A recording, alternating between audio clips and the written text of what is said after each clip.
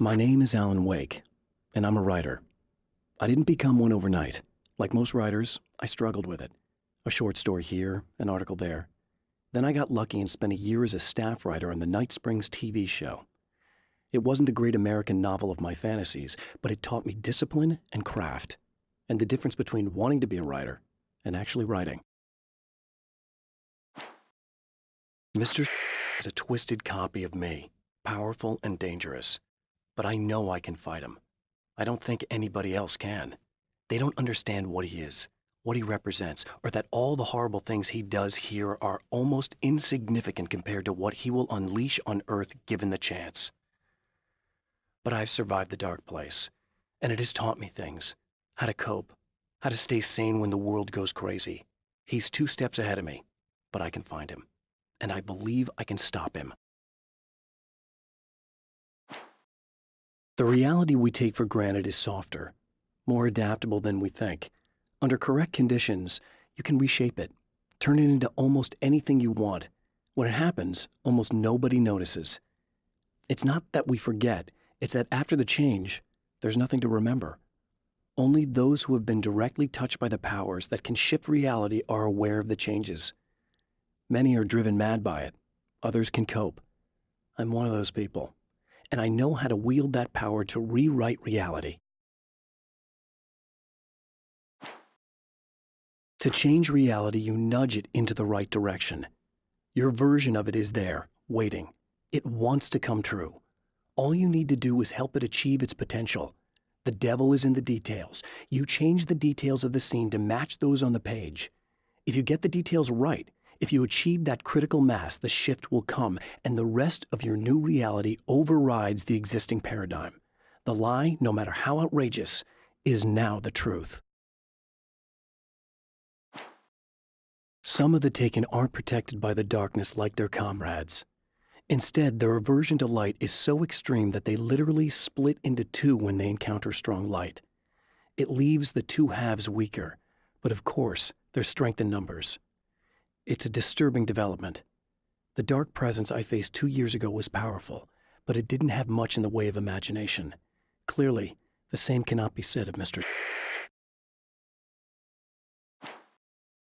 The strands of webbing glistened in the beam of my flashlight, fine, almost ethereal.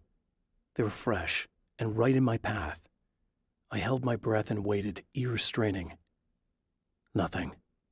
I moved on, concentrating on the task at hand. Just get what I was looking for, then leave. That's all I keep telling myself. For a moment, I actually thought it might be as simple as that. Then, I heard too many legs skittering across the ground. My own face peered back at me from the TV screen. For a moment, I struggled with the sensation of déjà vu. How many times have I seen myself like this now? And then there was that easy grin that never seemed quite as quick or natural on my own lips, the dark, malicious twinkle in the eyes. And I knew who I was looking at. As he pulled back and revealed the room behind him, my throat went dry. There was nothing I could do but watch. At the oil derrick, the wheel had been jammed in place and turned until the oil gurgled and flowed thick and flammable. The warning lights were blinking in a fast rhythm, bright and steady, powered by the battery.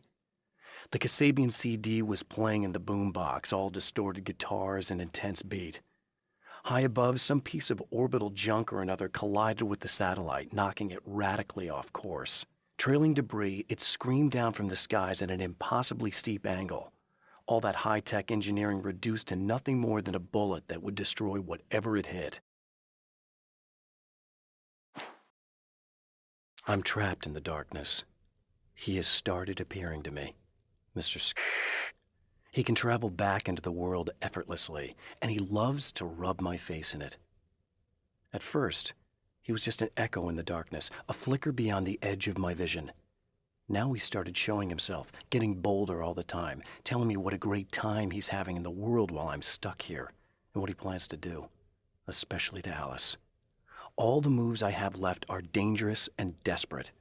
I have no choice. I have to hunt him.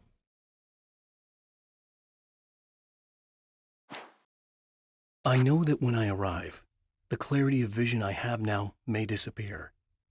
I've made my plans. I prepared for this, but I know the transition from the dark place will be hard on me, and not just physically. It may affect my mind, my memory. These pages should help me remember and focus. That's worked for me before. Even if that fails, I think I will be able to trust my instincts.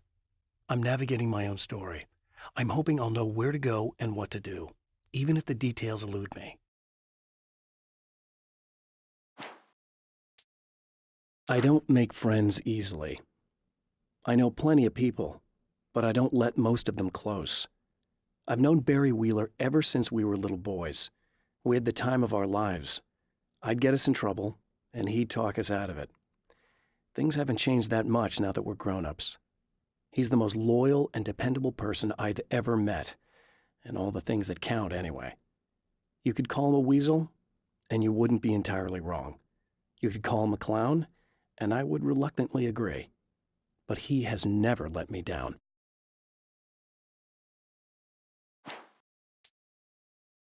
Alice and Barry, my wife and my best friend, are easily the two most important people in my life, and they've never really gotten along with each other.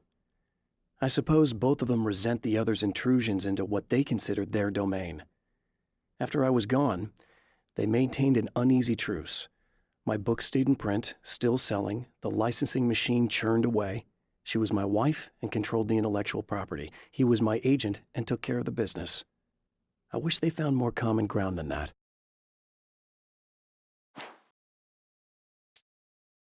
Night Springs doesn't exist. It's a fictional town from the TV show I used to work on. It was Any Place USA, a place we used as a backdrop for whatever strange story we had that week. One of the stories I wrote for the show involved a man, the champion of light, fighting his evil double, the Herald of Darkness. It was something I'd written back in the real world, something I had a link to, a framework I could build on. I had adapted it into a new story. This story. Now Night Springs is in Arizona, although not for long. It's in Arizona because whatever the town that has become Night Springs is really called is located near one of the thin, worn places in the world where dreams and reality flow together and life is always a little strange. Perfect analogy for Night Springs. I can't return to the real world. I've tried, but I'm operating on dream logic, forcing the door open a crack so I can slip through. I can enter the strange little town of Night Springs. All I did was put it in Arizona for one night.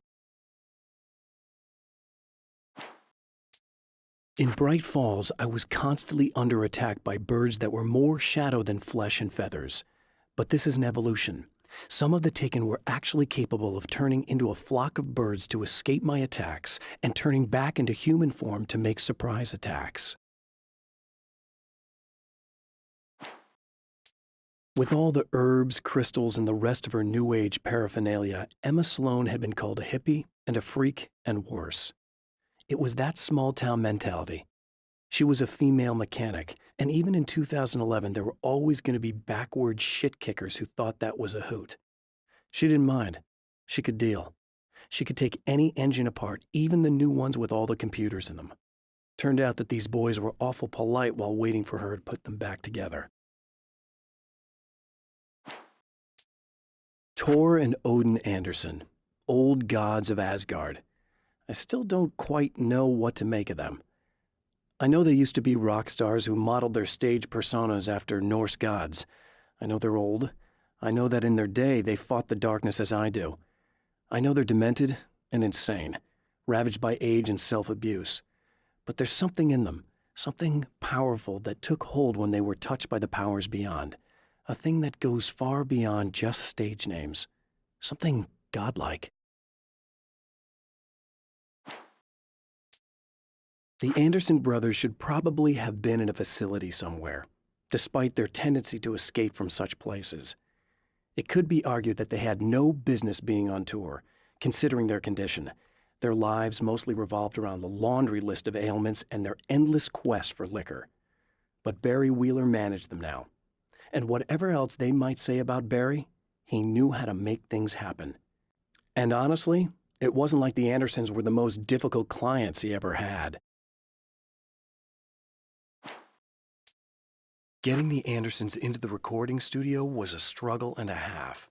But once they actually picked up the instruments, something happened. They were two old men, and they weren't. They were doddering bags of bone, and they were barely contained power. And there was music. Barry rubbed his hands together. He knew how to pick a winner. Now all they needed was some direction on how to make things a little more modern. Barry had never produced a thing in his life, but he knew what he liked. He knew Balance Slays the Demon was going to be a hit. I have seen the darkness twist flesh into new shapes before, but encountering these giants is an extremely disturbing experience. It's as if the genre has been switched on me. There's something out of Pulp Fiction. Twice as tall as normal men and stronger than forklifts, their lumbering gait and slow-witted demeanor brings to mind some kind of mean-spirited caricature of a feeble-minded hillbilly. Emma wasn't sure exactly when the man arrived at the motel, but from what she could tell, the party started almost immediately. It was infectious, spreading from one room to another. He was mercurial, almost as if he was flickering through the scene, telling a joke here, throwing an insult there, oozing sex and violence and excitement. She had never seen someone like this before. He looked at her and smiled, and she felt her heart flutter a little. She knew he was the kind of man mothers warn their daughters about, but she told herself it didn't matter.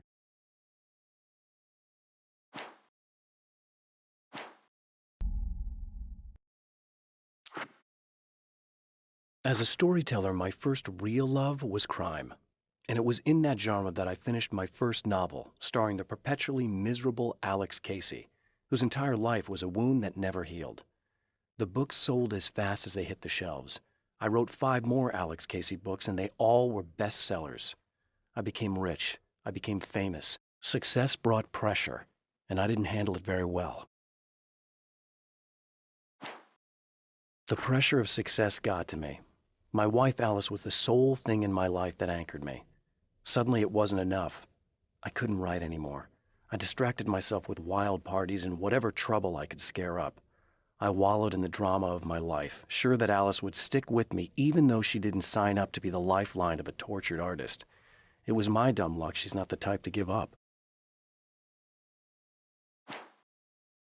I've seen the enemy, and it's me. I've faced dark horrors before, things that live in the unimaginable pressures of the world beyond our own. Sometimes they masquerade as humans. That's what ultimately lurks inside Mr. Scrooge. He's every mean-spirited tabloid story about me, an evil caricature, a creature formed in that vague territory of misconceptions, half-truths, and the dark imagination of people who heard a story about me. An urban legend made flesh, a serial killer. My dark half, brought to life by the power of Cauldron Lake.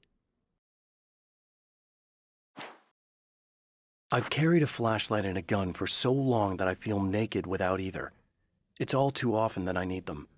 The darkness protects the taken. Shadows crawl over their forms like living things, protecting them from harm. Blows that would injure or kill a human outright mean nothing to them as long as the darkness persists. But light makes them vulnerable.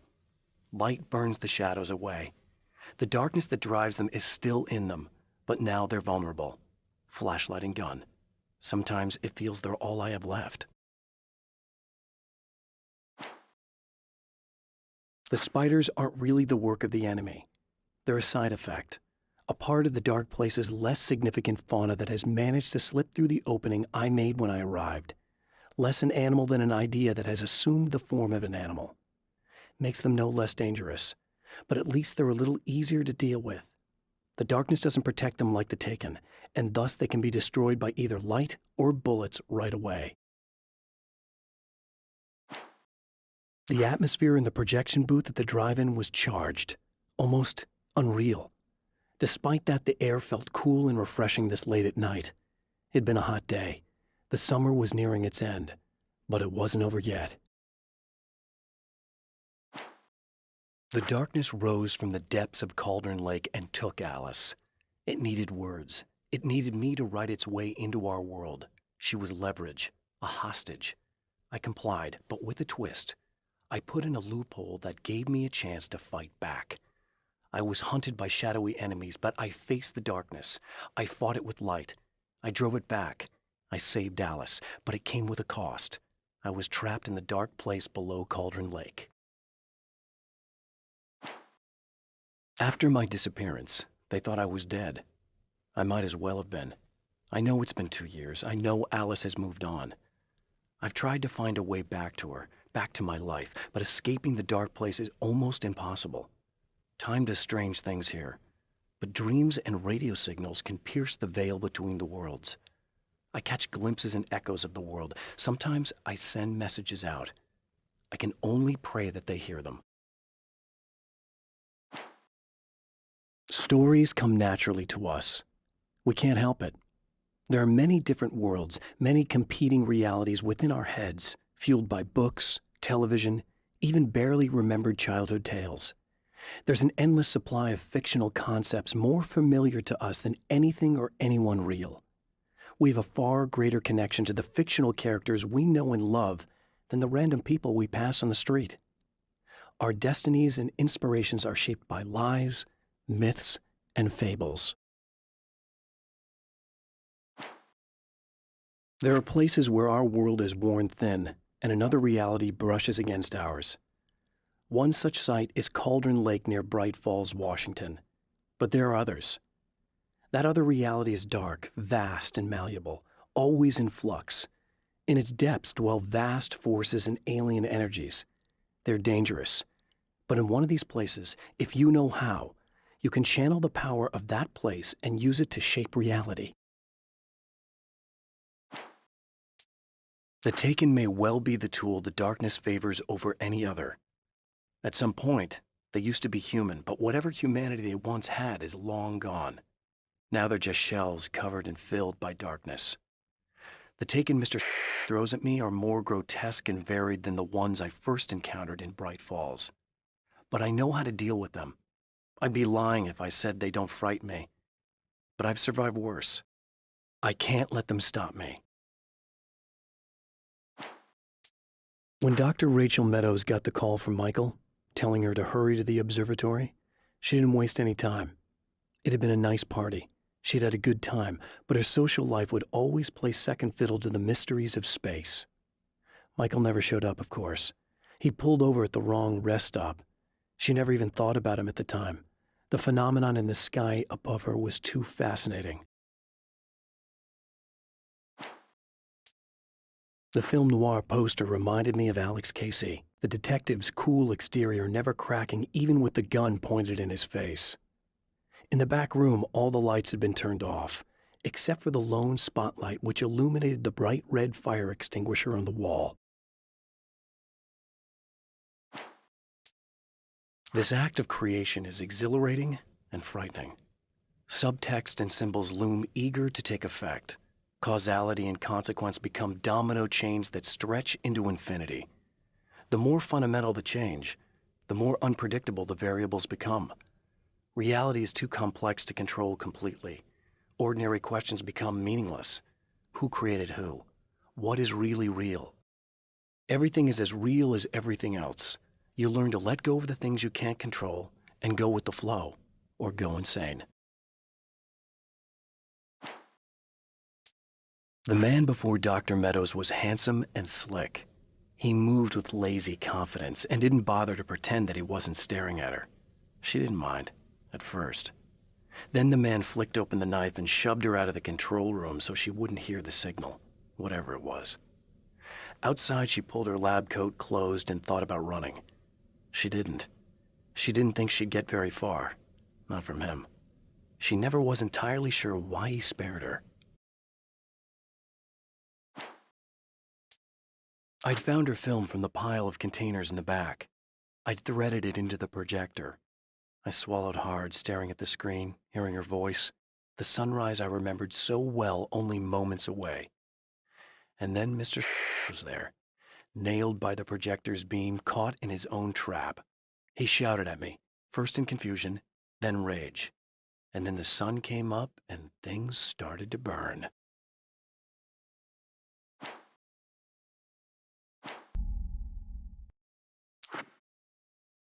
My writer's block got worse.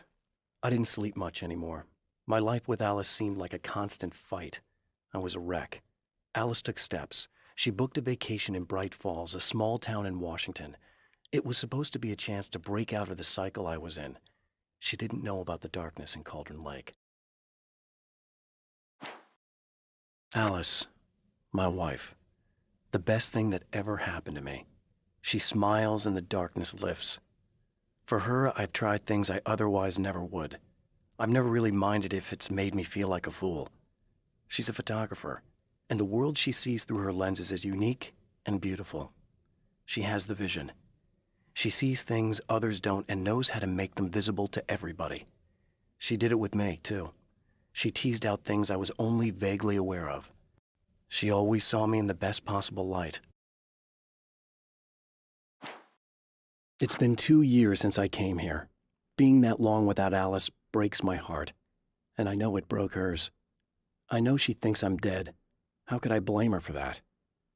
It would be a crime to pretend that she owes me anything. She took all the stupid, self-indulgent bullshit I brought into her life and still stood by me. Still loved me. It's no betrayal. But I'm a better person now than I used to be. I want to be that person with her. The Taken were always single-minded. They had a certain animal cunning, but they weren't very intelligent. That's one reason why they prefer melee weapons. Actual firearms are too complex for them to use. That's why seeing the one who threw grenades at me surprised me. But of course, they aren't actually grenades. There's no pin to pull, no fuse to set off an explosive, just concentrated darkness. The car seemed to sail through the crisp mountain air in slow motion, spinning around one axis almost lazily. The moment was hypnotic. Then it struck the pipeline in a shower of sparks, the impact turning the windshield into a burst of safety glass. As it hit the ground, I snapped out of my reverie. The car was rolling downhill, slowing down as every bump killed momentum but still coming. The fence wouldn't be enough to stop it. The dark place is utterly hostile to human life. It eats at your mind, wants you to succumb to madness. Your own thoughts can turn against you. Every shadow conceals a threat that attacks at the slightest sign of weakness. You're under endless assault. Every day is a struggle for survival. But I've learned to take care of myself. I focus on Alice, our life together, my need to be with her. That takes me a long way in the dark place, as long as I have my gun and the flashlight. I have changed. I know who I am now. I know that I can write my own fate. Bright Falls taught me that. I know that indulging my weaknesses, giving in to fear and complacency will only drag me down. The dark place taught me that. I'm no Zen master. I've not attained enlightenment. But I have learned to let go of the things that I don't need. I know that without that balance within, I become my own worst enemy. Now I strive for equilibrium, and with that, I'm strong enough to get where I want. It's obvious that for all his power, Mr. is an agent of another greater being. The dark place he came from is full of terrible alien intelligences, dark presences, and none of them should be let loose in our world. He serves one of them. He'll open the way for them if I don't stop him. But he'll do more. He'll take over my life. He already has my face. He already uses my name. He'll become Alan Wake in every way imaginable and corrupt everything, unless I can stop him. The trap Mr. has set for me is as simple as it is impossible. Whenever I reach him, he sends me back to the beginning of the maze. It's a loop in time. I go through it only to end up where I started. There's a brutal genius to it. If I die, it's over for me. If I survive, I end up where I started. Sooner or later, the odds will catch up with me.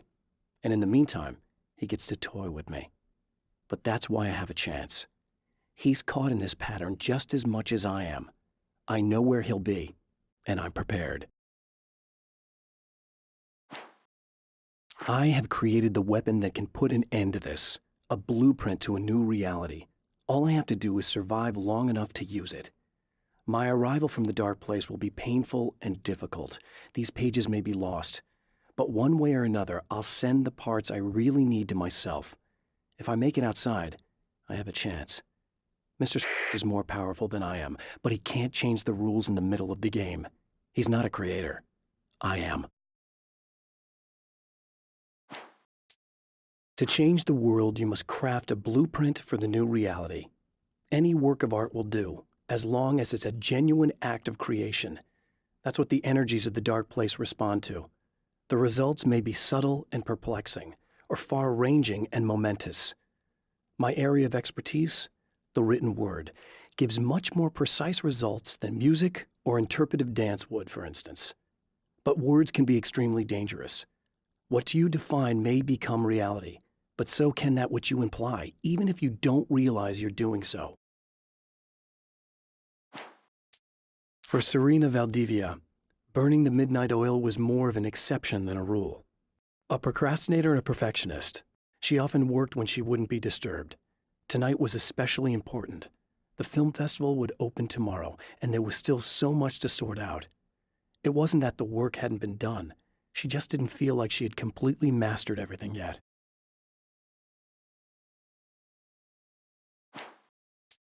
There's more to fighting the Taken than just burning away the darkness that protects them. When I'm fighting for my life, I find myself slipping into a state of intense concentration that makes the beam of my flashlight seem more powerful and focused. I used to think it was just my imagination, something brought on by the adrenaline and fear of death. But now I'm not so sure. I've been touched by powers that I can't begin to truly comprehend. And they've left a mark. I'm starting to think this might be a part of it. When the dark man's eyes suddenly locked into Serena's, she flushed hot. They ignited a black fire in her. He was talking. He wanted the power turned off. He said something about the projector booth. She hooked a finger under his belt buckle. He grabbed a hold of her throat and twisted until it hurt. Somewhere deep inside, a part of her screamed in paralyzed horror, but the moan that escaped from her throat had no panic in it. "Pay attention," he said. "Business first." His eyes glittered shamelessly. Hers did too. The clothes I wear now I shaped from dreams and memories. It's an old outfit, originally from the 90s. The last time I wore it was when I was still writing and Alice and I took a vacation in the desert before our troubles began. The night before, we'd been at a party, and I had dressed to the nines. On that lazy day, I put on these old clothes, worn and comfortable. Alice made a joke about grunge. I felt a little embarrassed, but I stuck with them. We were very happy. I'm sheathed in good memories to remind myself of what is at stake. I held the film canister in my hands. I saw her name written across it in big letters, followed by the title. It was a time capsule, moments snatched from times gone by, from a past that I hoped could also be our future. It was my salvation, our chance to be together. A tin can with a bit of magic in it that she didn't even know about. Something I could put to good use. There were only moments left before I had to face him.